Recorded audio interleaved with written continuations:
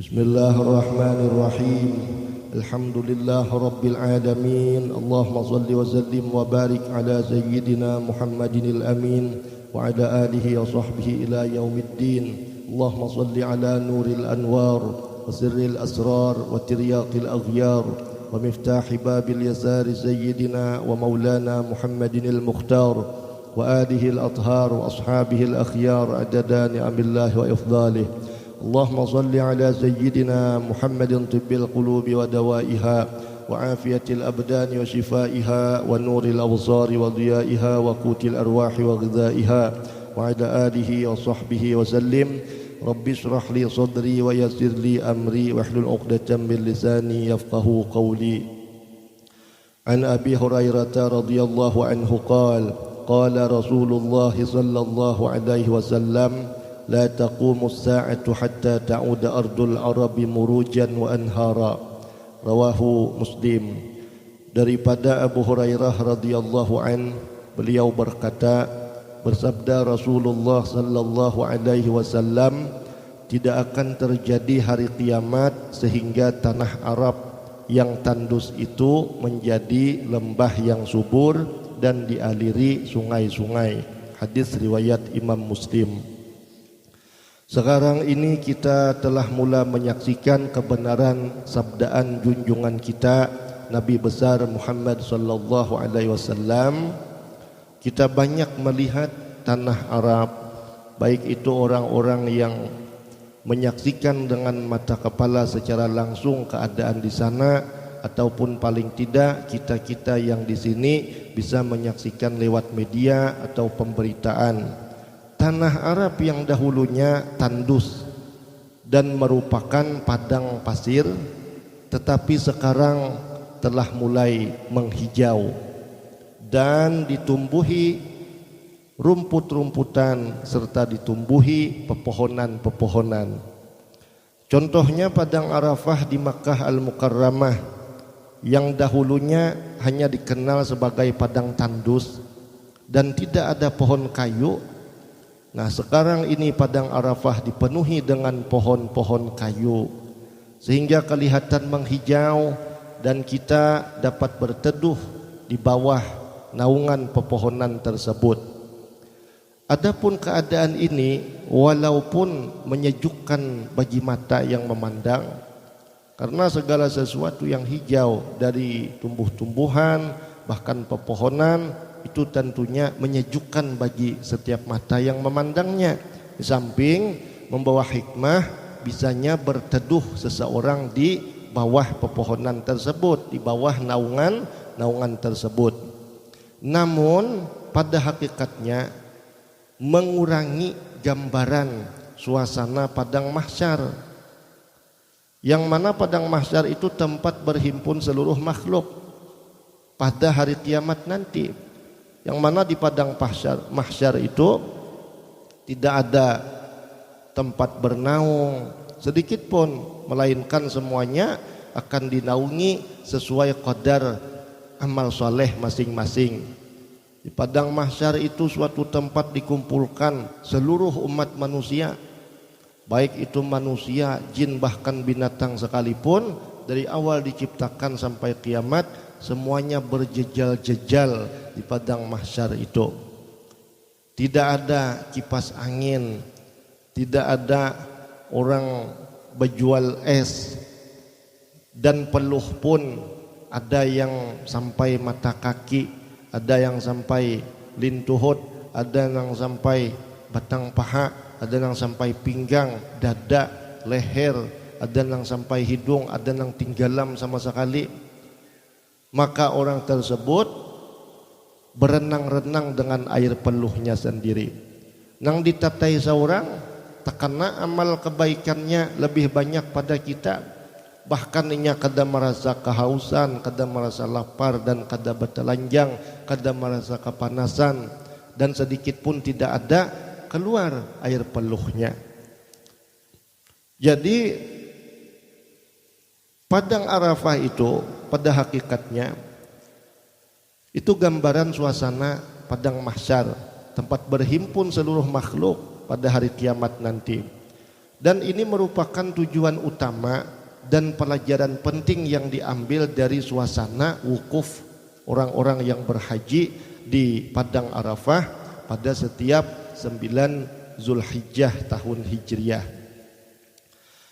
An Abi Hurairah radhiyallahu anhu anna Rasulullah sallallahu alaihi wasallam qala badiru bil a'mali fitanan ka qita'il lailil muzlim yusbihur rajulu mu'minan wa yumsi kafiran aw yumsi mu'minan wa yusbihu kafira yabi'u dinahu bi aradin minad dunya rawahu Muslim. Daripada Abu Hurairah radhiyallahu anhu bahwasanya Rasulullah sallallahu alaihi wasallam bersabda, bersegeralah kamu beramal sebelum menemui fitnah.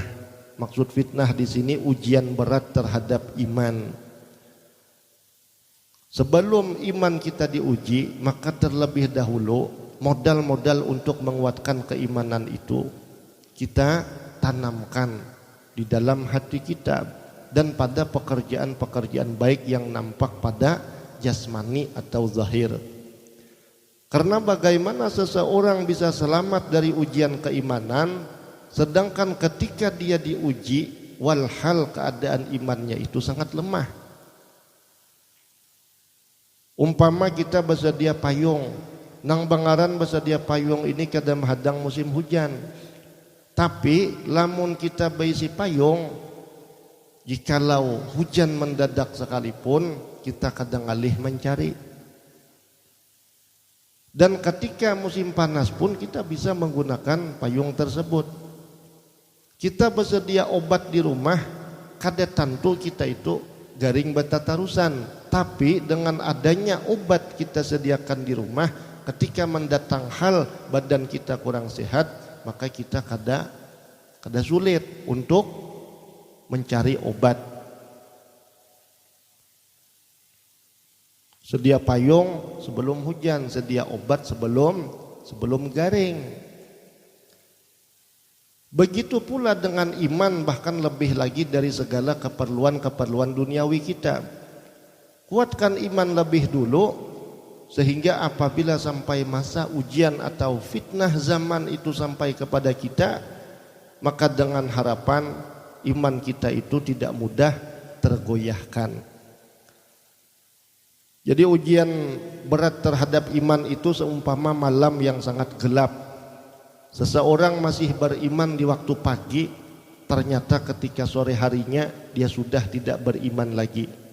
Atau sebaliknya, ketika sore ini orang tersebut dikatakan sebagai orang beriman, namun keesokan pagi ternyata dia telah murtad. Dia sudah tidak beriman sama sekali. Karena ia telah menjual agamanya dengan sedikit daripada mata benda dunia. Orang yang punya tabiat tama, orang yang punya tabiat serakah, orang yang punya tabiat cinta pangkat, orang yang punya tabiat cinta dunia, orang yang punya tabiat cinta kehormatan, cinta kemuliaan, dia akan mudah menjual keimanannya, bahkan menjual agama demi mendapatkan titik berat kehendak duniawinya itu berupa kemuliaan dunia ataupun harta benda dan segala hal-hal yang meliputi kenikmatan-kenikmatan dunia. Maka daripada itu modal diantara yang harus kita benahi itu sifat syukur, sifat qanaah dengan apa yang ada. Jangan kita dalam hal dunia ketujuh melihat keadaan orang yang lebih dari kita. Karena itu akan mengundang, akan menumbuhkan kedengkian di dalam hati kita. Dan akan menumbuhkan kecintaan kita terhadap dunia melebihi kecintaan terhadap akhirat. Maka dalam hal dunia banyak-banyaklah kita memandang, merenung akan orang-orang yang keadaan hidup duniawinya itu di bawah daripada kita. Karena sesusah-susah kita, tentunya kita bukan orang yang paling susah di dunia saat ini. Apabila kita tidak pandai mencermati keadaan orang-orang yang di sekitar kita, atau keadaan orang-orang yang jauh dari kita, maka ketika kita mendapat ujian susah, seakan-akan kita ini yang paling susah sealamanan. Jika sedih itu membawa kita untuk bertakarub kepada Allah Ta'ala, bermunajat, memohon, membanyakkan ibadah, nah itu kurang lebih. Terkadang orang Islam itu sendiri ketika dia mendapat permasalahan duniawi, dia bukan tambah dekat kepada Allah Ta'ala, malahan dia tambah jauh daripada Allah. Sebab utamanya apa? Jarangnya menuntut ilmu agama, atau kada pernah sama sekali menuntut ilmu agama, atau menuntut juga cuma kurang perhatian terhadap ilmu agama. Orang tuh bisa mengerjakan suatu pekerjaan tapi pusat perhatiannya itu ada tentu kegawiannya. Belajar kita sama pada belajar, tapi nang maulah banyak sedikit pekolehan itu tergantung pusat konsentrasi kita. Hadis ini menerangkan kepada kita betapa dahsyat dan hebatnya ujian terhadap iman di penghujung zaman. Sampai-sampai seorang yang masih beriman ketika pagi, tiba-tiba di waktu sore hari dia sudah kafir. Di waktu sore dia masih beriman, ternyata keesokan paginya dia sudah kafir. Begitu cepat perubahan terhadap iman seseorang di zaman yang dimaksud Nabi kita. Iman yang begitu mahal ternyata gugur dalam godaan satu malam atau satu hari saja. Sehingga banyak orang-orang yang menggadaikan imannya karena hendak mendapatkan sedikit dari harta benda duniawi. Biar seduniaan kenikmatannya ampun kita, sampai kita mati kita punya dunia. Tapi selawas-lawasnya umur kita, ketika kita mati maka sebaliknya keadaan kita di akhirat itu bagaimana? Tentu kebalikan dari keadaan yang kita nikmati selagi kita hidup di dunia. Namun selawas-lawasnya kita susah dalam keadaan hal duniawi, iman takwa tidak tergadaikan hanya karena dunia, maka ketika kita sampai masa ajal menjemput kita, kita akan mendapat kenikmatan terus-terusan. Ada orang tuh nyaman di dunia, sakit di akhirat. Ada orang itu sakit di dunia, nyaman di akhirat. Tapi sakit-sakit di dunia kada hinggan lagu bahasa sedihan terus pang, kada hinggan lagu padih terus, cuma amal ibadah suruh Allah sambil digawi juga. Sakira kada kedua kali rugi.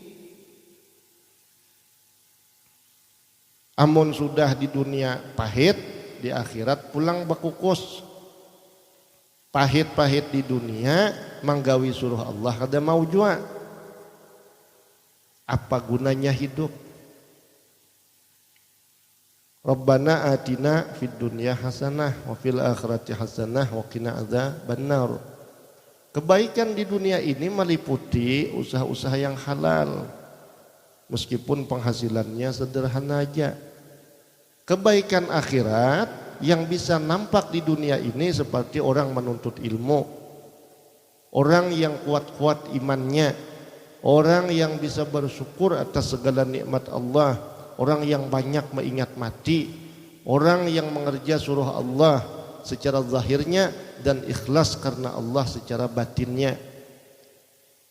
Sampai mati ini bahagian wafil akhirati hasanah, kebaikan terhadap urusan akhirat. Akhirat yang nampak di dunia ini bagi orang beriman adalah akhirat berupa hal-hal yang membosankan oleh nafsu. Sembahyang hari-hari, nafsu itu bisa bosan. Karena puasa, nafsu itu kada ketujuh. Itulah akhiratnya orang beriman yang saat ini masih hidup di dunia. Maksud akhirat di sini surga bagi orang beriman yang masih hidup di dunia, surganya tidak senyaman surga nang sesudahnya kaina.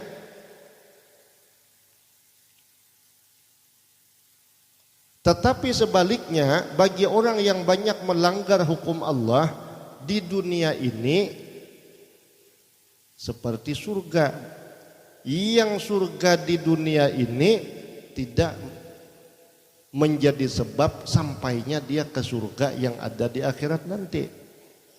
Jadi gambaran surga nang di dunia ini itu hal-hal yang membosankan oleh nafsu. Sembahyang bertatarusan, duduk menuntut ilmu. Uyuh ya nafsu.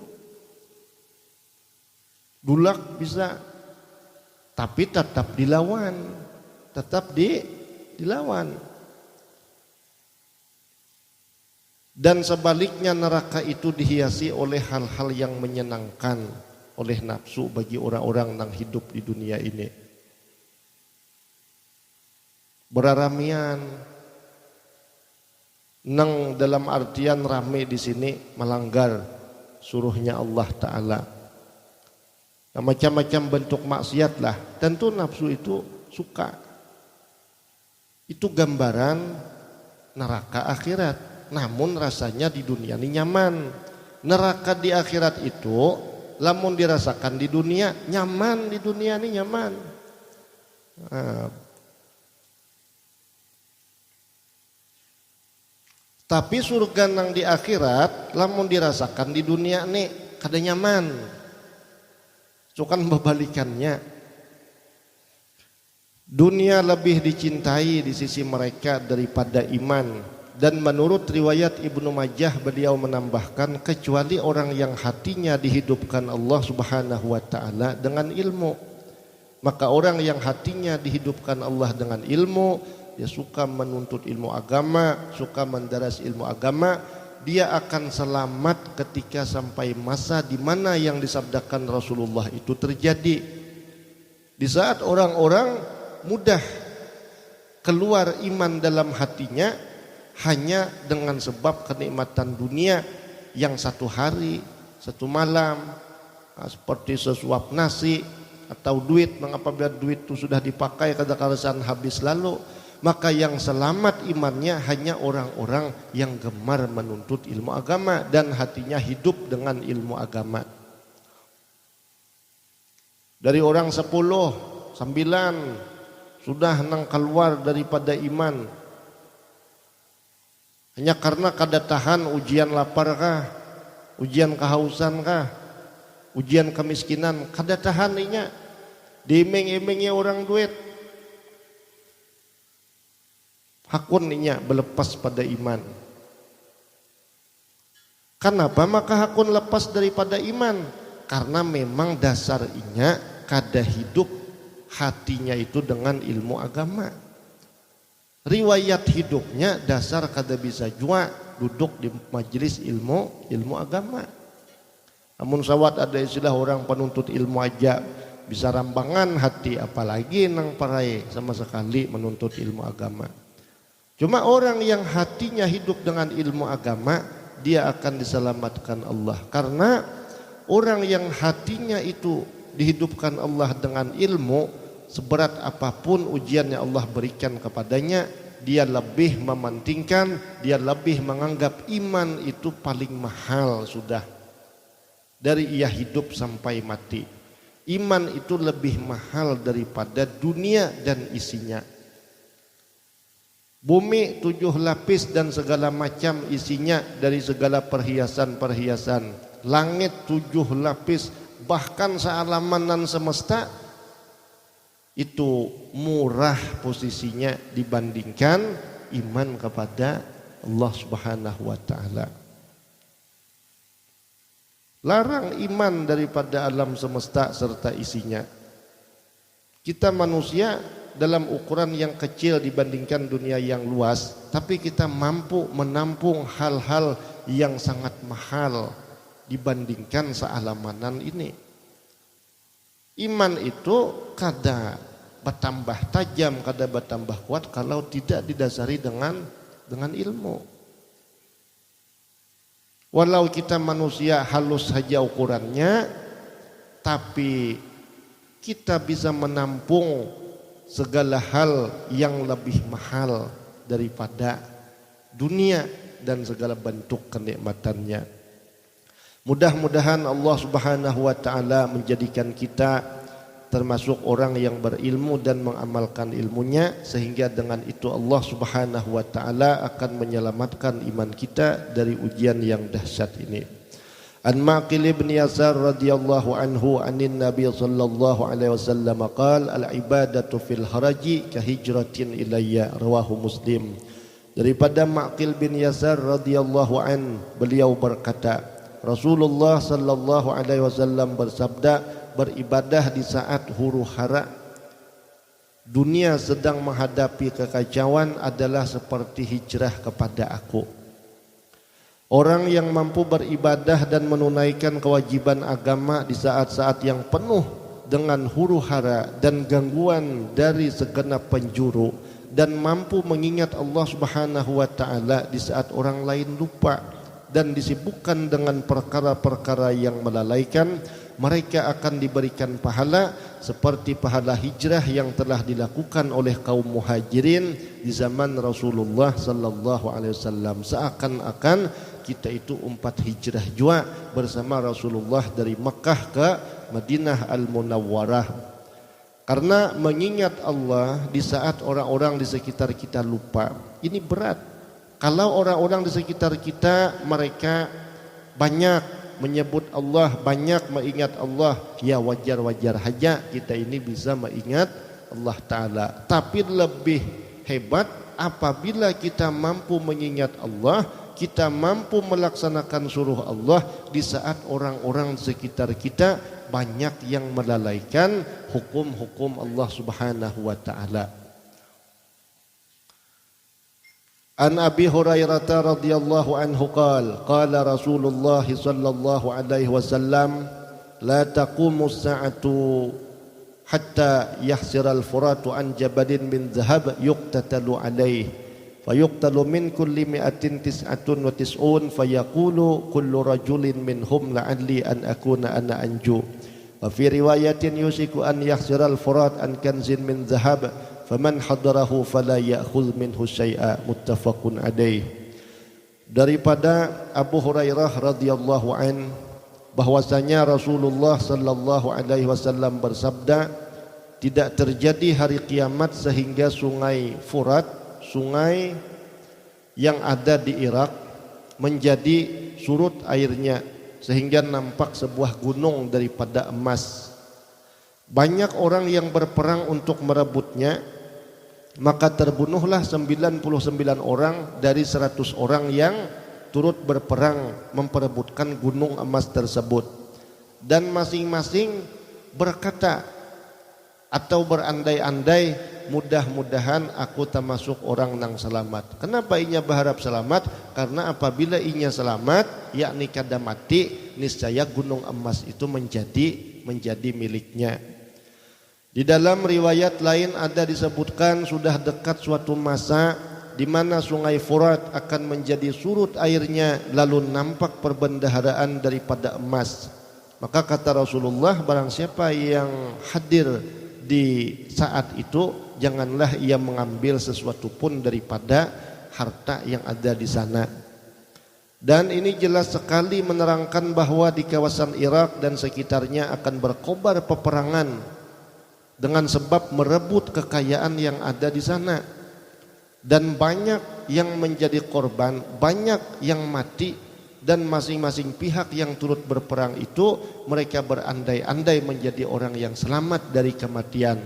Karena keserakahan mereka ingin mempunyai gunung emas tersebut. Wallahu subhanahu wa ta'ala a'lam. Afdalu zikri fa'lam annahu la ilaha illallah, la ilaha illallah.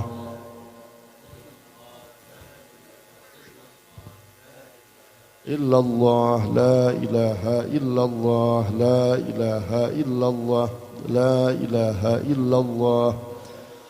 إلا الله لا إله إلا الله لا إله إلا الله لا إله إلا الله لا إله إلا الله لا إله إلا الله لا إله إلا الله لا إله إلا الله سيدنا محمد رسول الله صلى الله عليه وسلم آمين. بسم الله الرحمن الرحيم الحمد لله رب العالمين اللهم صل وسلم وبارك على سيدنا محمد الأمين وعلى آله وصحبه إلى يوم الدين اللهم أوصل وأهدي وبلغ وتقبل ثواب ما قرأنا وما عملنا من أنواع الخيرات بفضلك إلى روح المصطفى سيدنا محمد صلى الله عليه وسلم وسائر الأنبياء والمرسلين وآل كل والصحابة والقرابة التابعين والتابعين بإحسان ثم إلى أرواح كل ولي وولية لله من مشارق الأرض ومغاربها برها وبحرها أينما كان وكان القائن في علمك حلت أرواحهم يا مولانا رب العالمين وإلى أرواح ساداتنا أهل المعلى الشبيكة والبقيع وأموات المسلمين والمسلمات